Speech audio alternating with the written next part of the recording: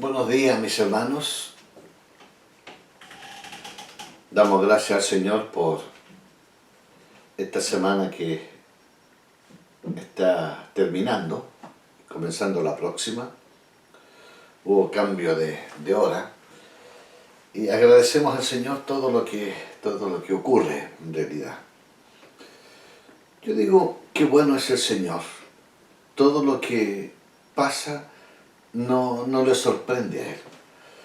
Obviamente que nosotros estamos acá en la Tierra, en este planeta, esta casita que la tenemos enferma, lamentablemente, porque hemos sido malos administradores de lo que es de Dios. Yo doy gracias al Señor porque Él ama a su iglesia, a sus hijos. Él ama a su pueblo, Él cuida a su pueblo. Claro, somos ovejas. Dios dice que Él nos compara con un redil de ovejas que necesita un pastor. Y cuando anima al apóstol Pedro después de haberlo negado, le dice: apacienta mis corderos y pastorea mis ovejas. ¿Y qué es apacentar? Apacentar es quitar el temor a la vida. Porque regularmente sufrimos temor. Temor al mañana, temor a qué va a pasar. Ese temor no nos deja dormir, ese temor nos quita el descanso, se cambia por tensión. Dormimos y comemos mal, afecta el sistema nervioso, pero Dios nos da una ruta en todas las cosas. Y Él dice: echa sobre mí tu carga, yo te la llevaré. Y yo siempre aconsejo el Salmo 23, Jehová es mi pastor y nada me faltará. ¿Por qué? Porque necesitamos ser pastoreados por Él. No somos leones, no somos un caballo, no somos perros, somos ovejas. Él nos compara con una oveja. Y la oveja tiene una característica. Primero, la oveja necesita absolutamente del pastor. La oveja no toma agua en la sequía como toma el perro. Y cuando van corriendo las ovejas y llega y se encuentra con una sequía, todas se paran y salta primeramente la más experimentada, después van saltando las demás. Cuando toman agua, toman en aguas tranquilas, decantadas, cristalinas, por temor que pueda salir una serpiente, un depredador que las pueda atacar. Dios nos compara como ovejas que somos asustadizos. Por lo tanto, debemos depositar en Él toda la ansiedad que pueda haber, todo lo que nos pueda afectar como persona, como padre, como madre. Y gracias, Señor, porque Él guarda, Él cuida, Él protege. Y Él dice en el Salmo 23, que Él nos hará descansar. Junto a aguas de reposo me pastoreará, confortará mi alma, me guiará por sendas de justicia, por amor a su nombre. Gracias, Señor, por eso. Yo aquí, preparando el tema de este domingo, encontré una palabra para esas mamás y esos padres, papás, que están creando hijos y tienen hijos pequeños. Los que ya están grandes ya están formados ya. 12 reglas para formar hijos problemáticos. Mira, 12 reglas para formar hijos problemáticos. Coloca atención a estas reglas, tú que tienes niños todavía pequeños, 2 años, 3 años, 5 años, 6 años, 7 años. Bueno, la primera: desde pequeño, dele lo que le pida. Si usted accede a todo lo que el niño le pida, va a haber un problema más adelante. Desde pequeño, dele todo lo que le pida. De esta forma, crecerá ese niño pensando que el mundo le debe el sostenimiento a él. Concédale todo lo que le pida, las mejores zapatillas, la mejor casaca, el mejor celular. Satisfaga todo lo que él quiera, lo va a deformar. Segundo, cuando diga palabrotas, ríase, no haga caso. Eso daña, eso va a afectar a ese niño. Esto le hará pensar que es gracioso. También lo estimulará a elegir frases más graciosas que más adelante le harán volver la cabeza de un tiro. Cuando diga grosería, insulto hacia otro, a los adultos, al profesor, a los abuelos, al papá, a la mamá, y usted dice que pícaro este niño o esta niña, ríase, no le dé importancia. Error. Tercero, nunca le dé enseñanza espiritual. Esto también le va a afectar. Si usted nunca le da una enseñanza espiritual, espere cuando tenga la mayoría de edad, él va a mostrar que sus decisiones va a tener un vacío muy grande sus decisiones van a ser vacías, van a ser insatisfechas. Algunos dicen, bueno, no le voy a enseñar la escritura, no le voy a enseñar los valores, como el respeto hacia la autoridad, como el respeto hacia los adultos, como el respeto hacia el abuelo, hacia los demás. Y si no le da la enseñanza espiritual que él necesita, pensando, bueno, cuando más grande él tomará decisiones. Error. Cuarto, evite usar la palabra incorrecta. Incorrecto, evite usar la palabra incorrecto. Puede producirle complejo de culpa, dice el niño se va a sentir culpable y no quiero que tenga ese sentimiento. Esto lo va a condicionar a creer más adelante, cuando sea detenido por robar un auto, que la sociedad está en su contra y lo está persiguiendo.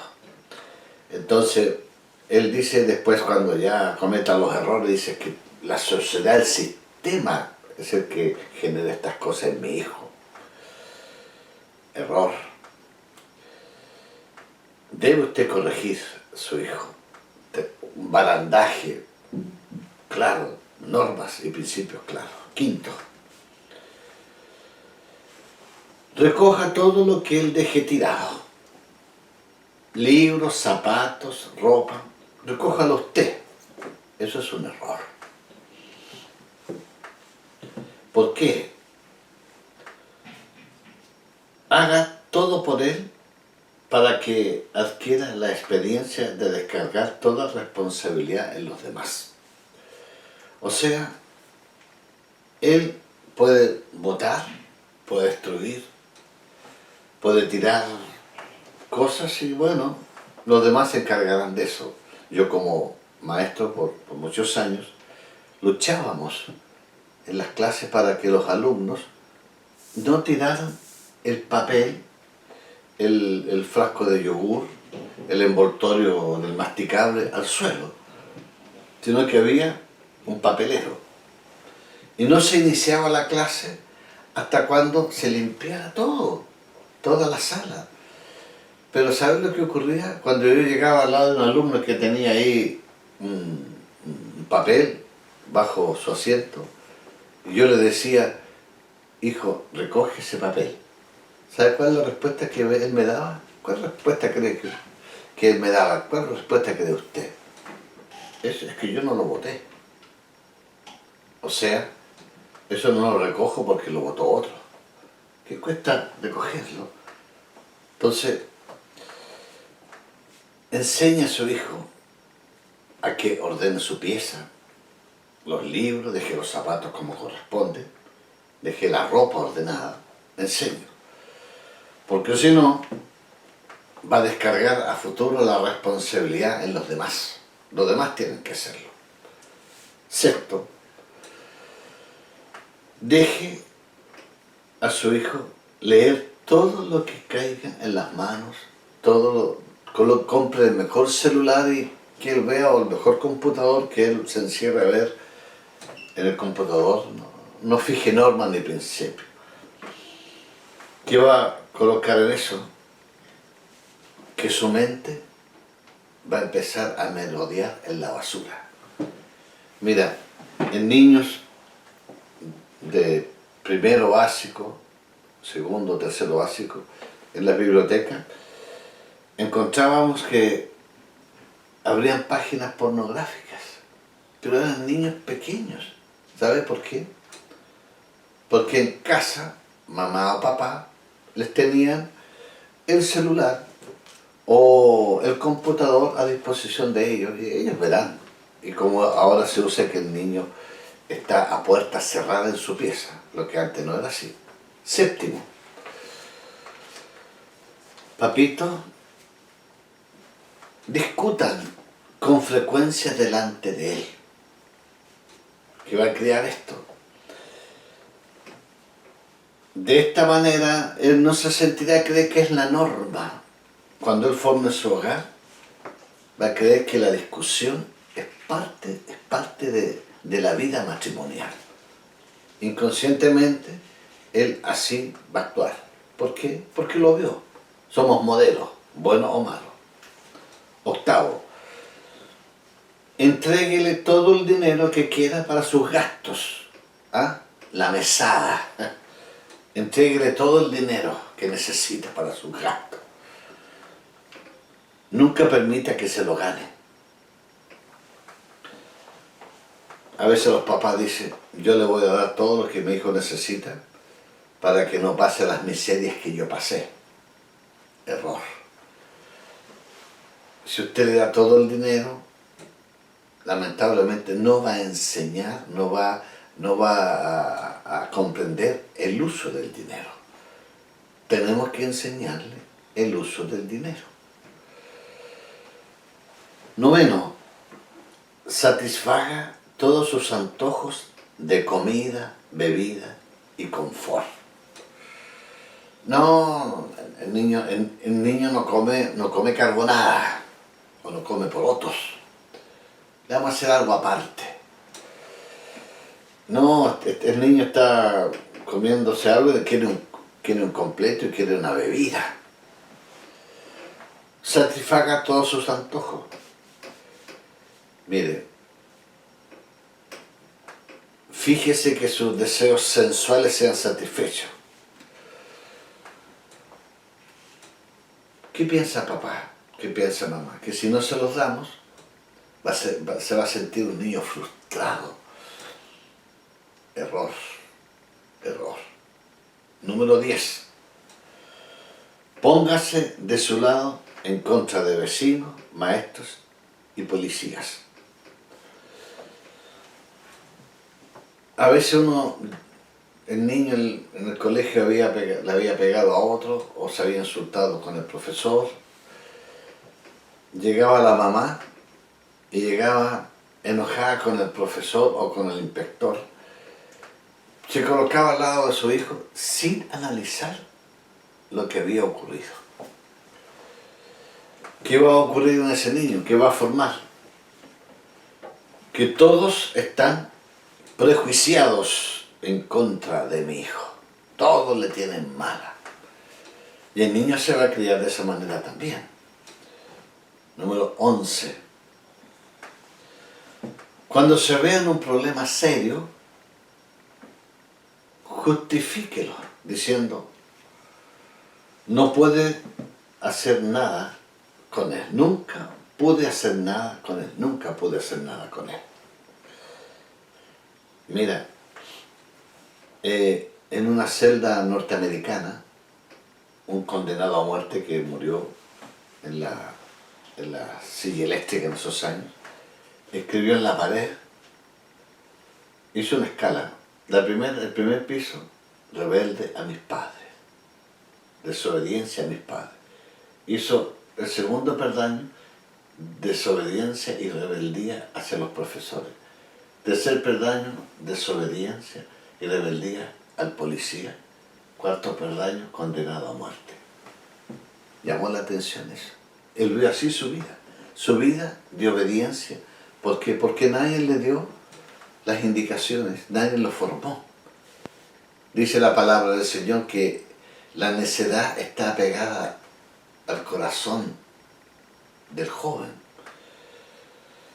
Hermano, número 12, prepárese para una vida de amargura. De seguro la va a tener. ¿Qué dice la palabra? Que el niño consentido avergonzará a su madre. Y muchas mamitas, lamentablemente, sufren y están sufriendo por eso. Gracias, Señor. El reino de Dios nos ayuda para criar bien a nuestros hijos. Bueno, vamos a orar. Es un documento aparte que te lo hago llegar para que puedas considerarlo y podamos revisar cómo estamos.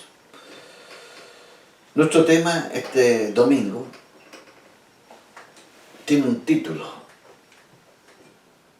¿Qué podemos hacer cuando atravesamos por tiempos difíciles de la incomprensión? ¿Usted ha sido alguna vez incomprendido? ¿Ha sufrido aquello? Este tema es para usted. Y si no ha pasado nunca una incomprensión, lo que es muy difícil, le puede ayudar para comprender a otros. Vamos a orar. Padre, te agradecemos por tu palabra. Qué valor tan grande tienen nuestros hijos. Cuán importante, Señor, es el hogar, la familia, mamá y papá. Señor, danos sabiduría y provee sabiduría para criar los hijos. En tu nombre, Jesús, te agradecemos. Amén. Cuando se atraviesa los tiempos difíciles de la incomprensión, cuando tenemos que pasar por esa etapa difícil de ser incomprendido. Alguien dice, nadie me comprende. Ser grande es ser incomprendido. Mira qué extraño, ¿eh? Pocas cosas en la vida son más difíciles de soportar que el ser incomprendido. Es difícil soportarlo. Y para empeorar las cosas, no ser comprendido es una experiencia humana muy común. Podemos estar marchando bastante bien cuando de pronto ocurre algo con alguien, alguien que interpretó mal las cosas, alguien que leyó mal nuestras acciones o juzgó mal nuestros motivos. Como resultado, podemos gastar meses, años, desperdiciando energía preciosa, tratando de superar aquello que se ha destrozado. Si nos sirve de consuelo y ayuda, no somos los únicos que enfrentamos este conflicto de la incomprensión. Imaginemos que realmente usted quiere ayudar a una persona necesitada y se arriesga a extender la mano con compasión. Su motivo es puro y su corazón es recto, es limpio. Pero para sorpresa suya, a partir de ahí, todo va cuesta abajo. Algún criticón envidioso decide que usted lo hace por provecho propio y comienza a cuestionar su motivo. Nada de lo que usted diga o haga cambia la opinión de ese criticón. Si usted no logra discernir, sufrirá la incomprensión. Mira, te voy a contar un hecho que nos ocurrió años atrás, para que no lo busques ahora. Había una persona que vendía fruta, verdura, en un triciclo, un triciclo. Y siempre cuando teníamos el discipulado, esta persona se quejaba, decía, me duelen tanto las piernas porque tengo que andar todo el día en el triciclo. Y llego a casa y mi esposa me hace friega en las piernas. Y bueno. Y yo le dije a un grupo de hermanos, ¿por qué no juntamos un dinero y le compramos una motito con un carro, una moto con un carro? Para que ande no pedaleando, sino en moto. Y bueno, juntamos el dinero y lo llamamos y le dijimos, mi hermano, te tenemos una sorpresa. Que es el amor de los hermanos que aportaron el dinero. Te queremos comprar una motito para que tú tengas un medio para trabajar. Y para sorpresa nuestra y frustración nuestra también. Dijo, ¿qué se han imaginado ustedes que me van a comprar por una moto? ¿Que me voy a vender por una moto? No. Y nosotros quedamos ahí. Qué extraño. ¿Qué pasó? ¿Qué ocurrió con eso? Nos sentimos incomprendidos. Quisimos hacer lo bueno, pero resultó lo malo. Para él, lo malo. Bueno, en la palabra del Señor existe mucha experiencia de hombres de Dios que vivieron esta triste experiencia.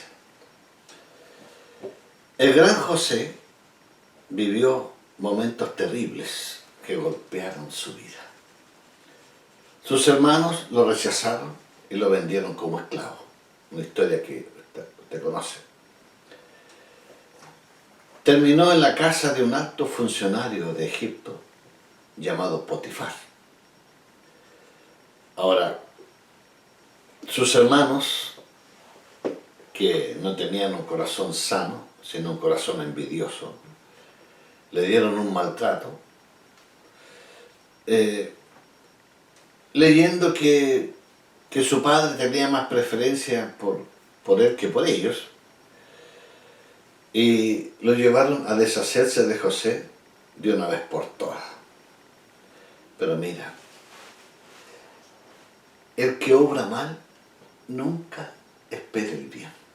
El que obra mal. Pero José obraba bien. Y mira lo que dice, dice la Escritura, mas Jehová estaba con José y fue varón próspero.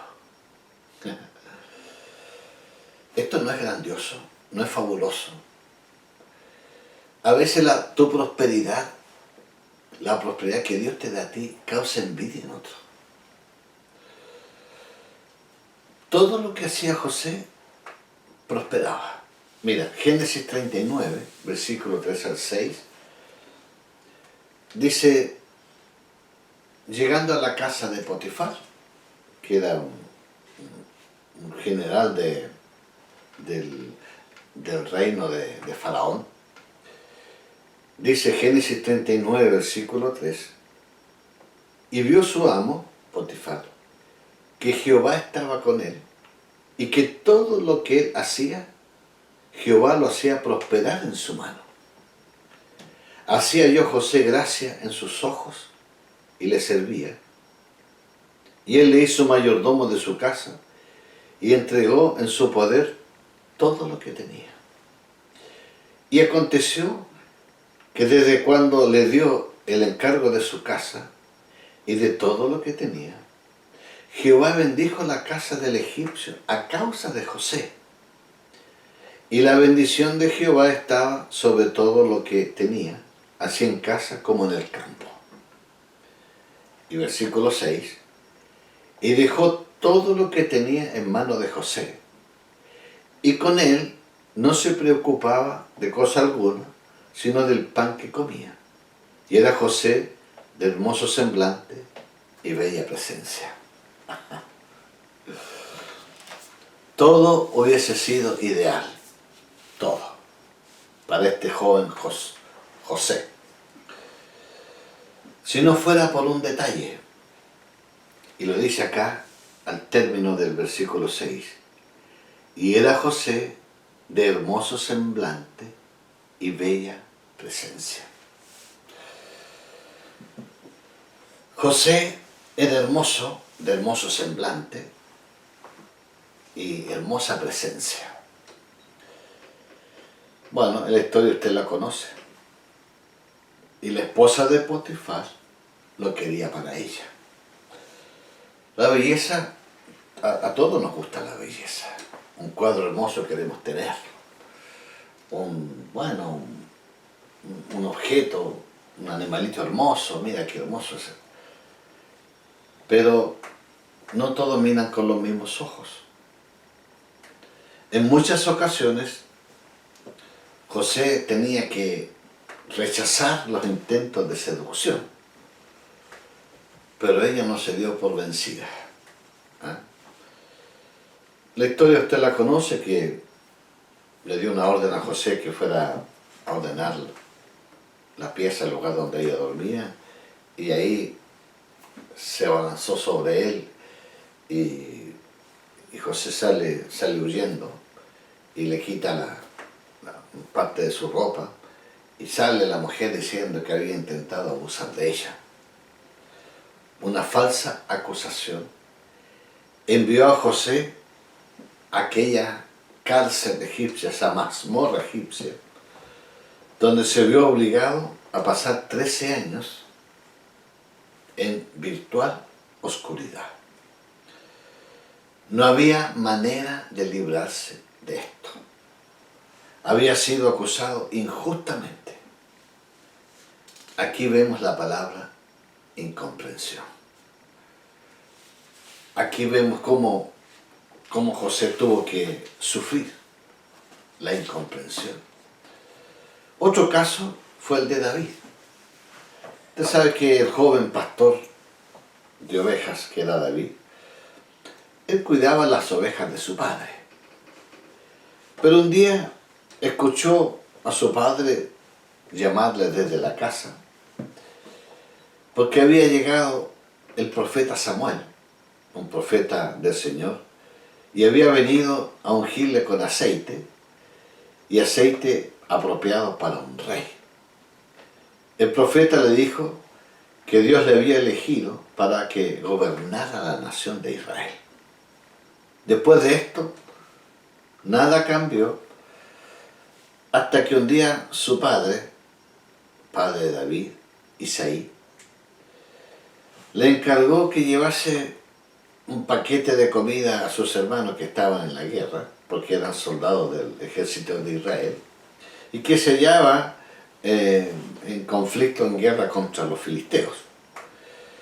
Pero David notó, mientras estaba ahí, que un paladín, el gigante Goliat, andaba de un lado a otro mofándose del ejército de Israel. Y a David eso le indignó.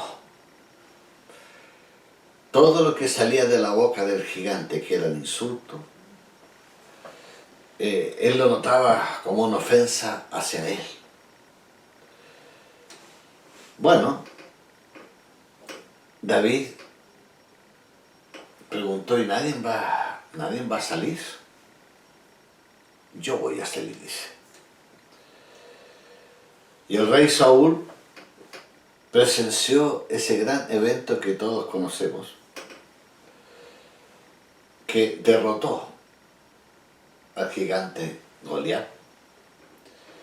Y de una vez muerto el gigante Goliat, invitó a David a su corte real, y David se convirtió en el músico personal y sirviente del rey. Pero el corazón de ese rey era envidioso. Saúl observó cómo el joven David crecía en el favor de Dios. Crecía ante el pueblo, ante los demás, porque Dios lo había ungido como futuro rey. Y un día Saúl no aguantó más en que la popularidad de David creciera y le enfureció. Sus celos crecieron e intentó matarlo con una lanza. Dice que Dios impidió aquello. David pasó los próximos 10 años como fugitivos en el desierto de Judea. Incomprensión. Mi hermano, él podía preguntarse, bueno, pero ¿por qué estoy pasando por esto? Esto no logro entenderlo. Mi hermano, los encuentros con los malentendidos pueden echar a perder los mejores momentos de nosotros. El ser más incomprendido fue nuestro Señor Jesucristo. Se burlaron de Él. Se burlaron de las circunstancias de su nacimiento.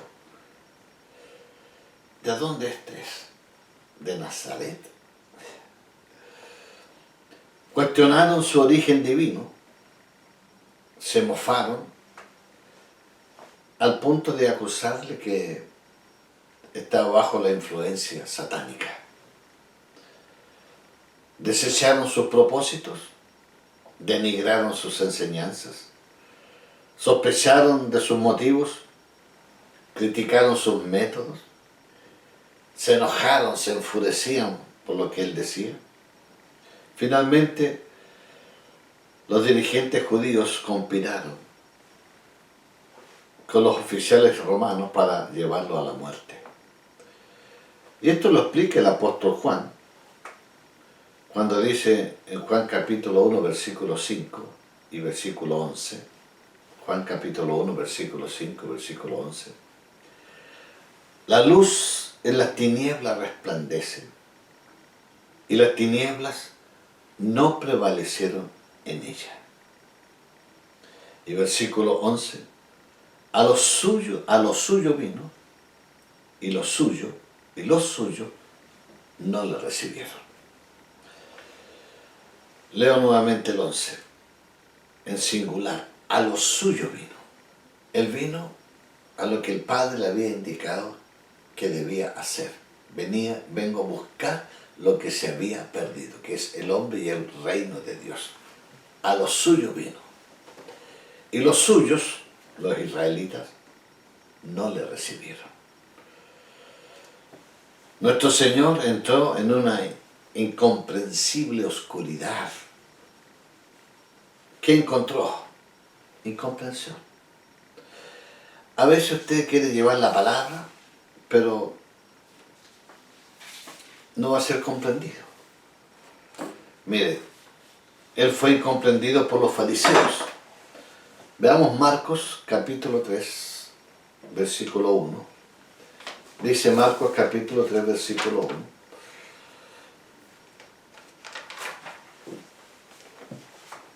Hasta el 6 dice, otra vez entró Jesús en la sinagoga y había allí un hombre que tenía seca una mano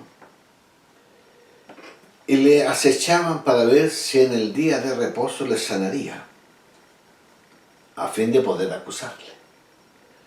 Entonces dijo al hombre que tenía la mano seca, levántate y ponte en medio.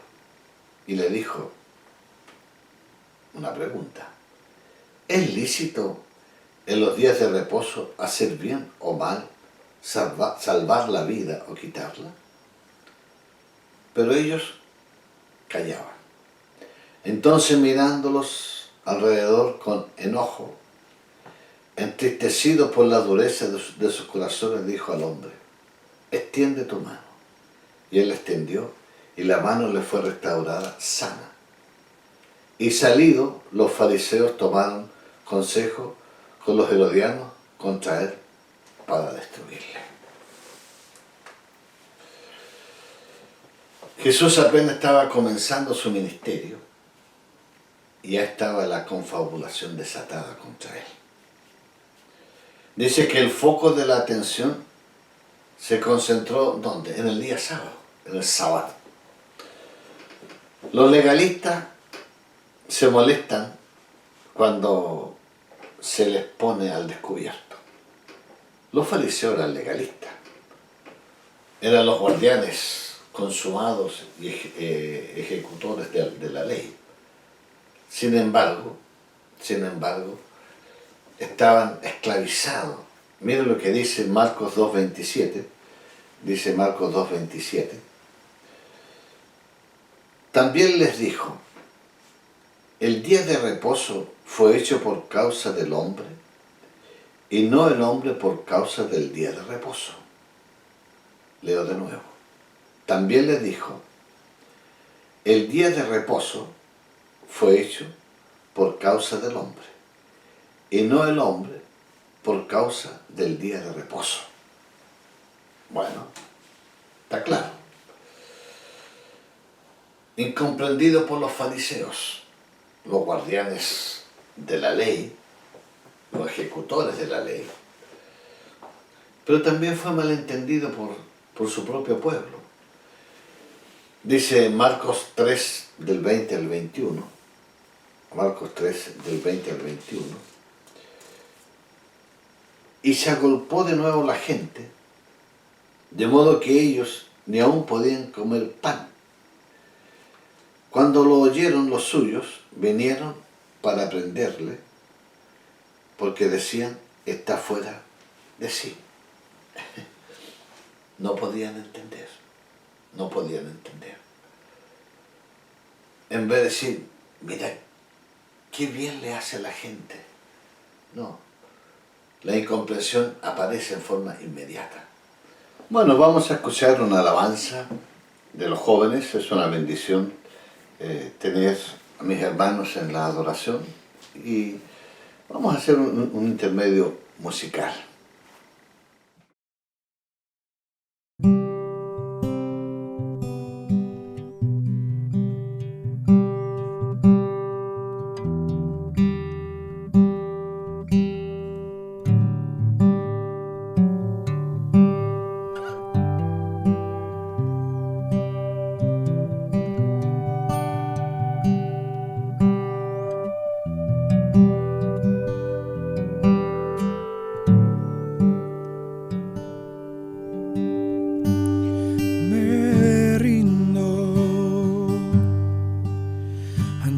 Tu majestad me entrego,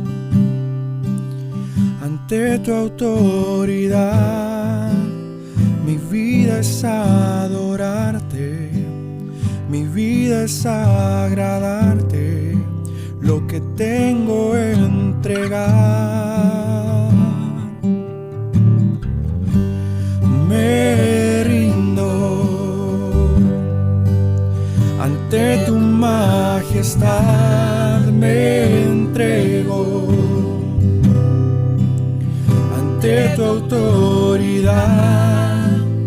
Mi vida es adorarte, mi vida es agradarte, lo que tengo entregar.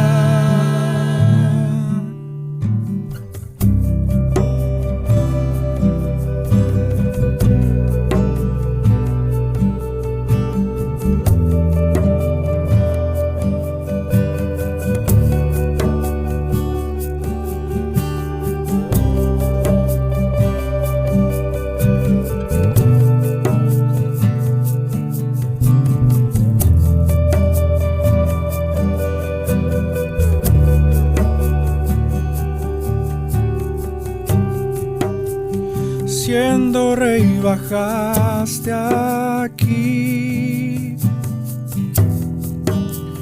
lleno de tu gloria y majestad. De derramando tu vida en la cruz. Cargaste el pecado de la humanidad. Siendo rey bajaste aquí, lleno de tu gloria y majestad, derramando tu vida en la cruz. Cargaste el pecado de la humanidad. Siendo rey bajaste aquí, lleno de tu gloria y majestad, derramando tu vida en la cruz. Cargaste el pecado de la humanidad. Eres el Señor, eres el Señor, eres el Señor, digno del honor. Eres el Señor, eres el Señor, eres el Señor, siervo tuyo soy. Eres el Señor, eres el Señor, eres el Señor, mi canto a ti te doy, a ti el gran yo soy.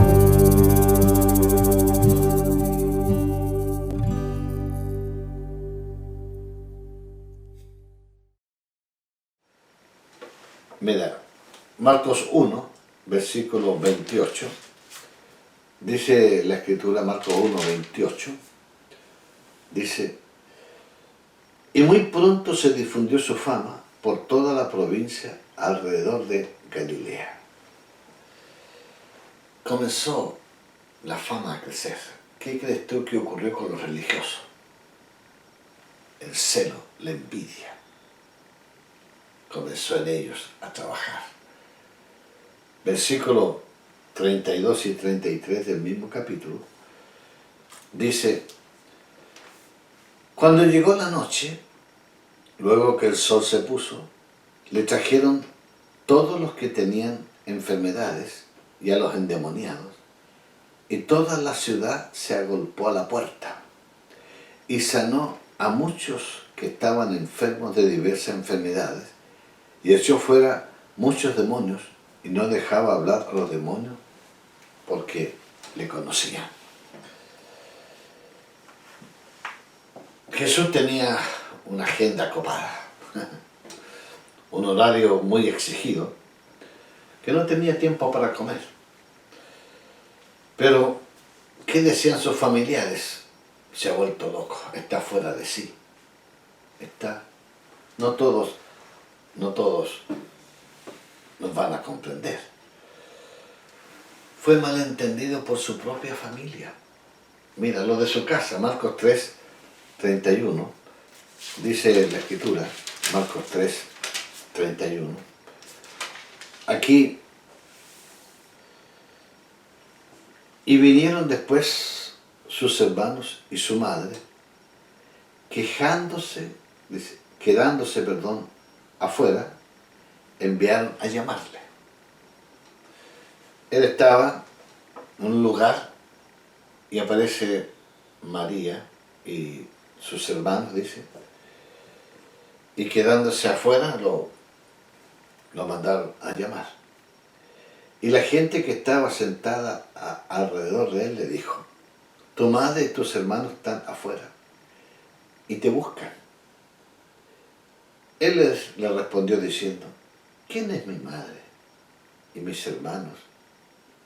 Y mirando a los que estaban sentados alrededor de él, dijo: he aquí mi madre y mis hermanos, porque todo aquel que hace la voluntad de Dios, ese es mi hermano y mi hermana y mi madre.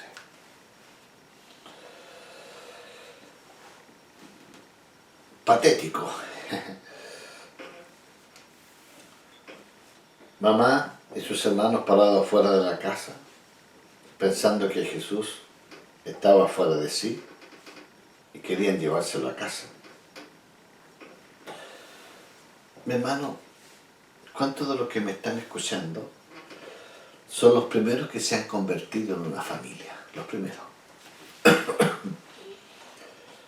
Aquellos que han sido los primeros han pagado un precio, porque ha sufrido la crítica de los demás. Jesús pagó un precio. La incomprensión está muy cerca. ¿Usted ha sido incomprendido alguna vez? Por un familiar, por un amigo, por cosas injustas, por cosas que a veces hemos querido hacer el bien, pero sale peor, sale mal. ¿Qué puede aprender de esta palabra? Primero, cuando se siente incomprendido, pregunte ¿por qué? Es posible que suframos la incomprensión por algo que hicimos sin darnos cuenta. Es verdad. Todos tenemos puntos ciegos que no nos permiten ver todo el cuadro y la forma en que otros nos ven.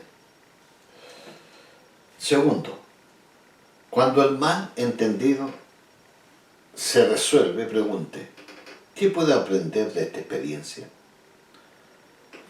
¿Cómo he actuado con dureza, con dignidad o con una actitud de entender lo ocurrido?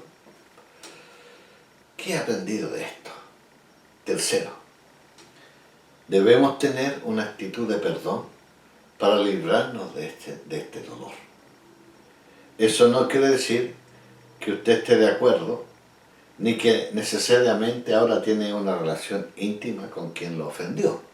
Porque a veces cuesta la persona que se ha sentido ofendida, a veces no quiere restaurar la comunión, digamos. Lo que significa que usted, del momento que pidió perdón, que, bueno, no me di cuenta, pero te pido perdón, usted suelta aquello, suelta para siempre. Perdonar trae ese efecto de sanar el corazón. La amargura va a depositar gérmenes peligrosos en nuestra memoria, en nuestro disco duro. Puede causar una enfermedad que perdure y con el paso del tiempo nos va a quitar la paz, la dicha de vivir. Así que usted debe perdonar y olvidar. Ahora, la amargura, si usted no perdona, la amargura va a reemplazar el perdón. O el perdón borra así la amargura. Ambos no pueden coexistir.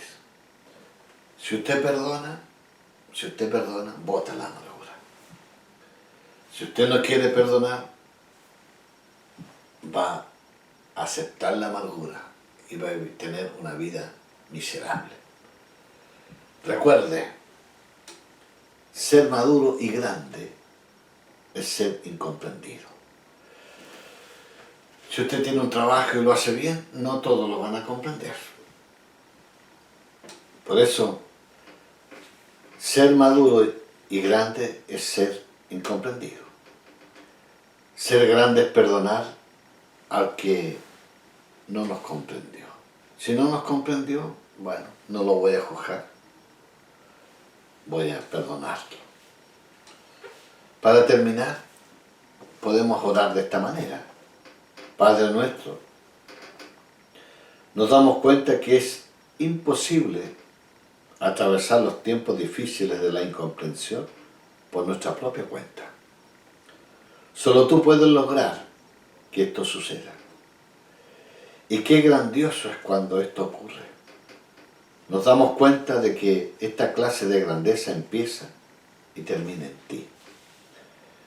Llévanos al punto donde podamos vivir como tú, enfrentando como es debido a los que nos comprenden mal, oyendo sus palabras y sintiendo el aguijonazo de sus acusaciones e incluso sus insultos, pero aprendiendo a vivir por encima de ellos. Te pedimos por aquel que está consumido por el ácido del resentimiento y lisiado por la desdicha de la amargura. Llévanos al lugar del completo alivio, en donde, sin que importe quién nos haya comprendido mal, podamos seguir adelante, como tú lo hiciste, Señor, en todo el camino que te llevó a la cruz. Te lo pido en tu santo y glorioso nombre. Una oración interesante. Debemos soportar la incomprensión. Es verdad, no todos nos van a aceptar. No a todos les vamos a caer bien.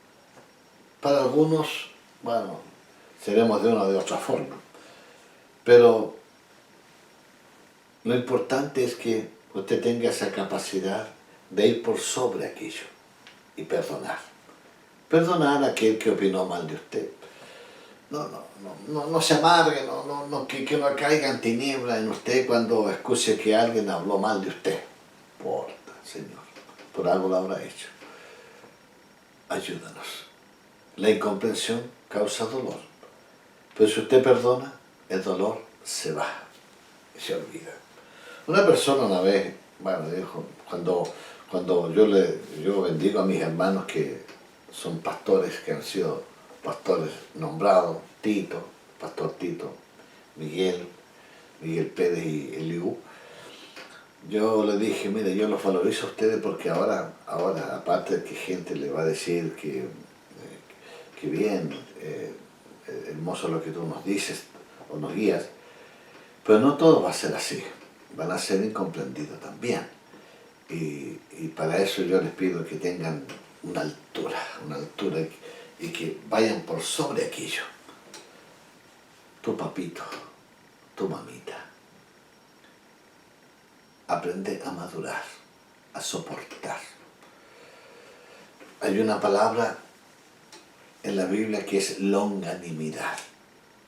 Y esa palabra en el griego significa altivez de ánimo frente a la adversidad. Gracias, Señor. Que esta palabra te sirva para ti, para tu familia, para tus hijos, en tu vida laboral, como sea. El próximo domingo tomaremos la Santa Cena. Prepárate para tomar la Santa Cena. Y que disfrutes del almuerzo de hoy. Que seas bien comprendido. Y gracias por la bendición de estar en comunión. Vamos a orar. Padre, te agradecemos por esto que tú nos das, por esto que tú nos entregas, y gracias por la bendición grande que está sobre nuestra vida. Aumenta nuestra capacidad de perdonar, de entender, y si hemos sido incomprendidos, aumenta la capacidad de perdón. Y gracias, Señor, te bendecimos en tu nombre, en el precioso nombre de Jesús. Amén. Bendiciones para ustedes, mi hermano.